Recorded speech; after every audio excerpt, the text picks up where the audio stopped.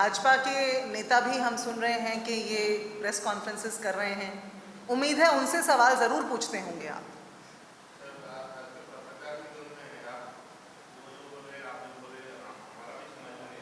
हम आपको देखिए, हम जो बात बोल रहे हैं, हमने आपको ये जो बात मैंने पूरी बोली, इसका लिखित नोट, इसके साथ साथ जिन पत्रों का हवाला मैंने दिया वो पत्र, इसके साथ साथ जो नया बिल आया है उसका जो मसौदा है, जो मैंने कहा कि कभी 2001 की जनगणना की बात है, 2011 की जनगणना की बात है, ये हम आप सभी के साथ इसकी सॉफ्ट कॉपीज़ अभी अगले 1-2 घंटे के अंदर साझा कर लेंगे। जयश्री जी मेरे साथ हैं, प्रवक्ता हैं यहाँ उड़ीसा प्रदेश कांग्रेस की, आपके साथ साझा करेंगी सभी पत्रकारों के साथ। बहुत अच्छी बात है आपने ये कहा, क्योंकि जैसा आपने कहा आज देश की पूरी जनता, देश की नारी शक्ति वैसा ही महसूस कर रही है। ये समझ जो नहीं आया, यही तो साजिश है कि जी जी जी कुछ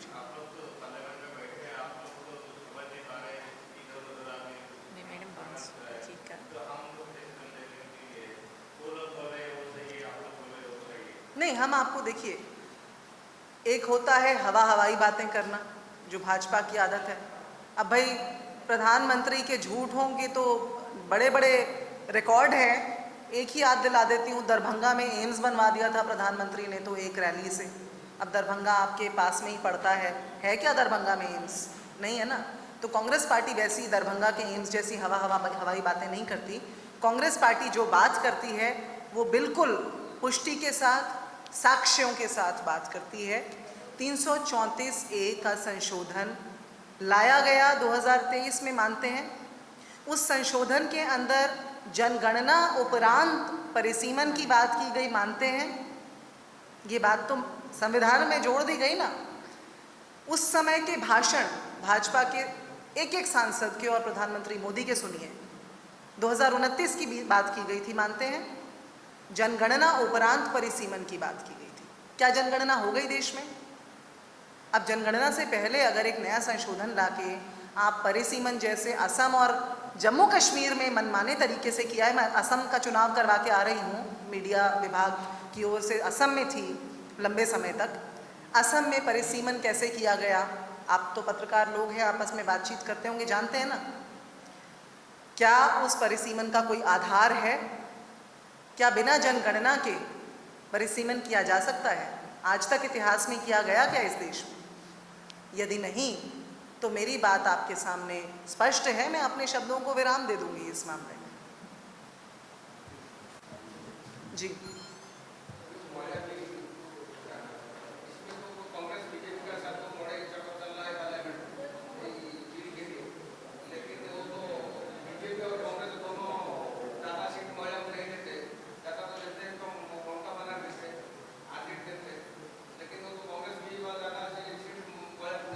मिनट रुक जाइए ज़रा, कुछ लोग आप ही में से सवाल पूछ रहे हैं, उनकी बातों का जवाब दे दें। 40 में से 1 ही जीती उसमें से, लेकिन हमने अपनी मंशा साफ की। इस देश को पहली महिला प्रधानमंत्री, पहली महिला राष्ट्रपति, पहली महिला सभापति, पहली महिला राज्यपाल, पहली महिला मुख्यमंत्री, हमारी पार्टी को महिला अध्यक्ष, हमारी पार्टी में अलग अलग प्रदेशों में महिला अध्यक्ष, महिला कांग्रेस में नहीं, मेन कांग्रेस में हमारी पार्टी ने दी। आप बताइए कि टीएमसी में आप बोल रहे हैं कि देते हैं, टीएमसी में ममता बनर्जी जी जो गई हैं वो किसकी देन है? देश को और बंगाल को कांग्रेस पार्टी की देन है। वो जो जिस विचारधारा को वहाँ लागू कर रही हैं वो तो हमारी ही साथी हैं और वो साथ रही हैं इस विधेयक को गिराने में।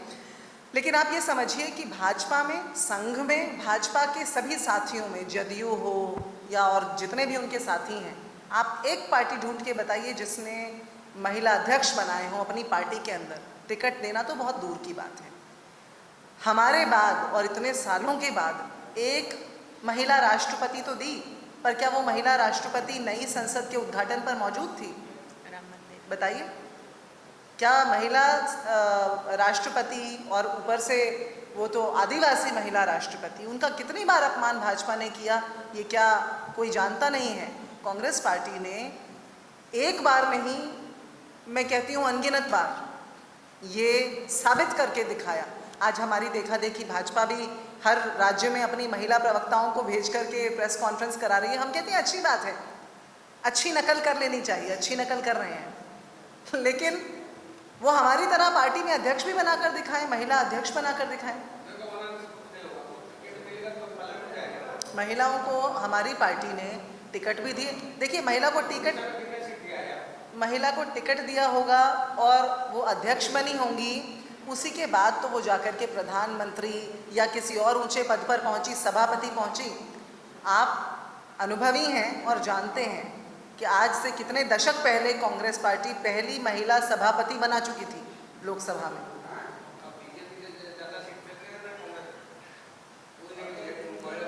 देखिए, चर्चा का विषय है, चर्चा हम वार्ता के बाद जो है अनौपचारिक तौर से भी जारी रख सकते हैं।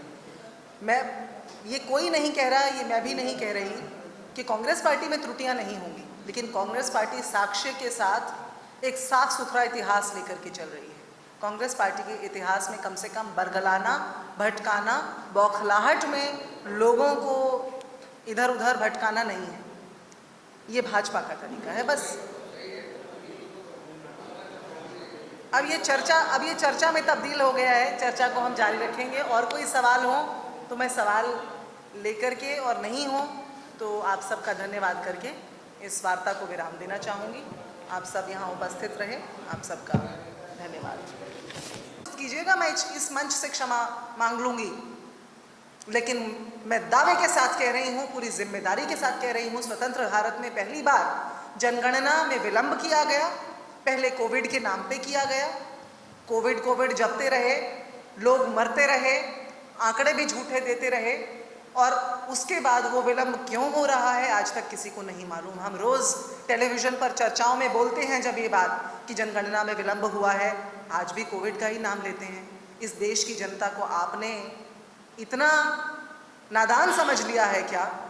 और अगर समझ लिया है तो इस भूल को तुरंत प्रभाव से दुरुस्त करके हमारी दूसरी मांग मांगिए कि तुरंत जनगणना कराइए, जातीय जनगणना कराइए।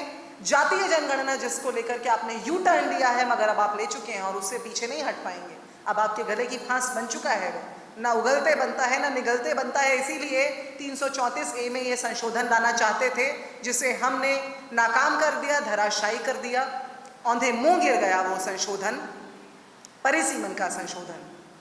नारी शक्ति वंदन अधिनियम 2023 का जो कानून है आज भी मौजूद है, नोटिफाइड है, लागू है।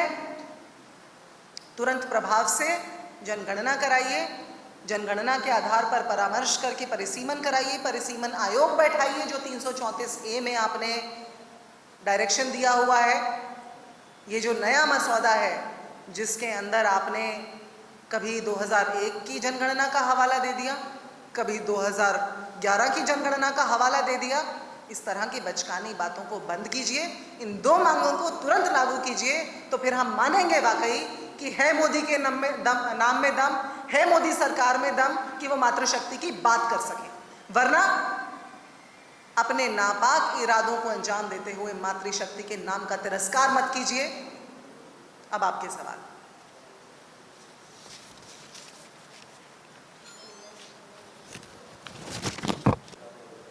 एक ऐसा विषय जिससे आज पूरा देश और देश की समूची मातृशक्ति बहुत विचलित है, बहुत पीड़ा में है, क्योंकि मातृशक्ति के नाम से खिलवाड़ करने का काम प्रधानमंत्री मोदी के नेतृत्व में, उनके पूरे मोदी तंत्र ने, पूरी भाजपा सरकार ने, केंद्र सरकार ने इस देश की महिलाओं के साथ, मातृशक्ति के साथ खिलवाड़ करने का, उनकी अस्मिता से खिलवाड़ करने का एक घिनौना प्रयास किया। और वो भी कहीं और से नहीं, देश की संसद से। वो संसद जो जनतंत्र का मंदिर है, वो संसद जहां हमने नारी शक्ति वंदन अधिनियम 2023 का विधेयक पूरे समर्थन के साथ इस सरकार से पारित करवाया था। वो संसद जहां एक बार फिर भाजपा ने एक षड्यंत्र रचने की कोशिश की, लेकिन उस षड्यंत्र का पर्दाफाश पूरे देश के सामने, इस देश की मातृशक्ति के सामने साफ साफ तरीके से हो गया। उस दिन जिस दिन वो बिल, वो संशोधन का विधेयक जिसे भाजपा ला करके अपना मनमाना फॉर्मूला इस देश के ऊपर, इस देश की मातृशक्ति के नाम पर थोपना चाहती थी, वो गिर गया। वो संशोधन विधेयक औंधे मुंह गिर गया। सबसे पहले ये स्पष्ट करना आवश्यक है कि नारी शक्ति वंदन अधिनियम 2023, जिसे पूरे विपक्ष के समर्थन से, जो श्री राजीव गांधी का सपना था, जो कांग्रेस पार्टी का सपना 1928 से रहा है, उसको 2023 में पूरे विपक्ष के समर्थन से केंद्र सरकार ने पारित किया था। और 2026 में अपने नापाक मंसूबों को कामयाब करने के लिए मातृशक्ति के नाम पे, नारी शक्ति के नाम पे भाजपा लेकर के आई एक संशोधन विधेयक, जिसे आज उड़ीसा के अंदर भी और पूरे देश के अंदर हम जान रहे हैं कि भाजपा के नेता और कार्यकर्ता घर घर जाकर के और सड़क पर जाकर के जनता को बरगलाने का प्रयास करते हुए ये कहने की कोशिश कर रहे हैं कि कांग्रेस पार्टी ने और विपक्ष ने मातृशक्ति के साथ धोखा कर दिया, विश्वासघात कर दिया। विश्वासघात किसने किया और कैसे किया, उसकी सच्चाई मैं आप सबके सामने अभी बड़े नीतिगत तरीके से, बड़े स्ट्रेटेजिक तरीके से बताने जा रही हैं। असल में जो विधेयक संसद के पटल पर धराशायी हुआ है, उसने पूरे मोदी तंत्र को बौखलाहट में डाल दिया है। और ऐसा बौखलाहट में डाला कि आपने देखा 18 अप्रैल 2026 को प्रधानमंत्री मोदी ने टैक्स पेयर के पैसे से, आपके हमारे पैसे से, इस देश की माताओं बेटियों के पैसे से संचालित प्रसार भारती का इस्तेमाल करते हुए, जो देश के गांव-गांव, कोने-कोने तक पहुंचता है, उस प्रसार भारती का इस्तेमाल करते हुए, उसका दुरुपयोग करते हुए प्रधानमंत्री मोदी ने देश के नाम संबोधन दिया। वो देश के नाम संबोधन जो आचार संहिता का उल्लंघन था, जिसमें 29 मिनट में 58 बार कांग्रेस पार्टी का नाम लिया गया, यानी 1 मिनट में 2 बार कांग्रेस पार्टी का नाम लिया गया। इतनी बौखलाहट कि देश के नाम संबोधन में ना एलपीजी की किल्लत की बात की गई, न महिलाओं की सुरक्षा की बात की गई, न रोजगार की बात की गई, न महंगाई की बात की गई तो विपक्ष का खंडन करने की, कांग्रेस पार्टी का खंडन करने की। इतने ज्यादा बौखला गए जब ये इनका जो विधेयक संशोधन था, ये इनके मनमाने तरीके से पारित नहीं हो सका, तो इतने बौखला गए कि न तो मणिपुर में की गई नारी की नुमाइश के ऊपर बोले, ना अंकिता भंडारी जैसी सैकड़ों पीड़िताएं इस देश के अंदर, जिनके साथ दुष्कर्म हुआ, बलात्कार हुआ, आज तक प्रधानमंत्री ना उनके ऊपर बोले, ना उस दिन अपने राष्ट्र के नाम संबोधन में उन माताओं बहनों के ऊपर बोले जिनके साथ इस तरह के घिनौने अपराध होते हैं, ना उस प्रज्वल रेवन्ना के खिलाफ बोले जिसने हजारों लड़कियों के वीडियोस बना करके साझा किए। 2500-3000 के आसपास वीडियोस निकले जिसका हाथ उठा करके वोट मांगते हुए दिखाई दिए थे 2024 के चुनाव में। लेकिन दिखाई दिए तो माफ़ी मांगते हुए, ये बरगलाते हुए, भटकाते हुए, ये बोलते हुए कि मुझे माफ़ कर दीजिए, मैं इस देश की नारी शक्ति वगैरह वगैरह वगैरह। लेकिन प्रधानमंत्री और उनका मोदी तंत्र कान खोल करके ये बात सुन ले, नहीं मिलेगी माफ़ी उनको, नहीं मिलेगी इस देश की मातृशक्ति की माफ़ी इस देश के प्रधानमंत्री को, क्योंकि वो उस मातृशक्ति का नाम लेकर के अपने नापाक इरादों को अंजाम देना चाहते हैं। वो उस मातृशक्ति जिसके नाम पर 2023 का विधेयक समूचे विपक्ष ने पास करवाया था, जो आज भी लागू है 16 अप्रैल के बाद से, उस मातृशक्ति का विश्वासघात करना चाहते हैं विपक्ष का और कांग्रेस का नाम लेके 1 मिनट में 2-2 बार। अभी आपको याद होगा, हाल ही में बजट सत्र हुआ था। बजट सत्र के दौरान आपको वो मंजर याद होगा, देश भूला नहीं है अभी, मोदी जी, उस मंजर को देश भूला नहीं है जब आप संसद से भाग खड़े हुए थे, जब इस देश के प्रधानमंत्री, जिसे बार बार संसद के पटल पर हमारे जो अध्यक्ष हैं लोकसभा के, वो बोलते हैं इस देश के प्रधानमंत्री हैं, 140 करोड़ के प्रधानमंत्री हैं। बिल्कुल आदरणीय प्रधानमंत्री जी, हमें वो मंजर याद है जब आप भाग खड़े हुए थे लोकसभा से बजट सत्र में, बजट के ऊपर बोले नहीं थे। क्यों? क्योंकि संसद के अध्यक्ष महोदय ओम बिरला जी ने संसद के पटल से ये बताया था देश को कि कुछ महिला सांसदों से खतरा था प्रधानमंत्री मोदी को। इसलिए उन्होंने जो संबोधन बजट सत्र के बाद दिया जाता है, जो देना था, वो देने की बजाय संसद के बाहर चक्कर लगा करके जाते हुए दिखाई दिए थे। 9-11 हो गए थे। वो मंजर हम भूले नहीं थे कि अचानक से सुनाई पड़ता है अप्रैल में कि एक विशेष सत्र नोटिफाई किया गया है। 16 अप्रैल की शाम को 6 बजे इस संशोधन विधेयक का, ये याद रखिए, ये नारी शक्ति वंदन अधिनियम संशोधन विधेयक है। ये विधेयक 2023 में पारित हो चुका, 2014 में इसे 2026 में 16 अप्रैल को इसे नोटिफाई किया जा चुका। 16 अप्रैल को नोटिफाई किए जाने के बाद शाम के 6 बजे आप देखते हैं कि इसका मसौदा सारे सांसदों तक पहुंचाया जाता है।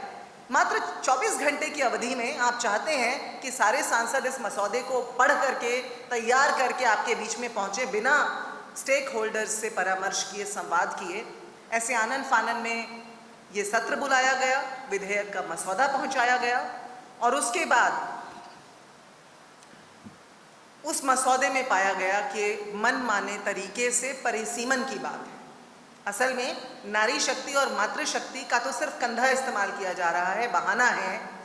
असल में डरे हुए हैं, बौखलाए हुए हैं। जानते हैं कि 400 पार के मंसूबे कामयाब नहीं हुए थे, जानते हैं 240 पे सिमट के रह गए थे, जानते हैं कि बहुमत तक भी हासिल नहीं कर पाए थे, हम अपने दम पे सरकार भी बना नहीं पाए थे। इसलिए ये मातृशक्ति का इस्तेमाल करते हुए संशोधन करके अपने मनमाने तरीके से परिसीमन करने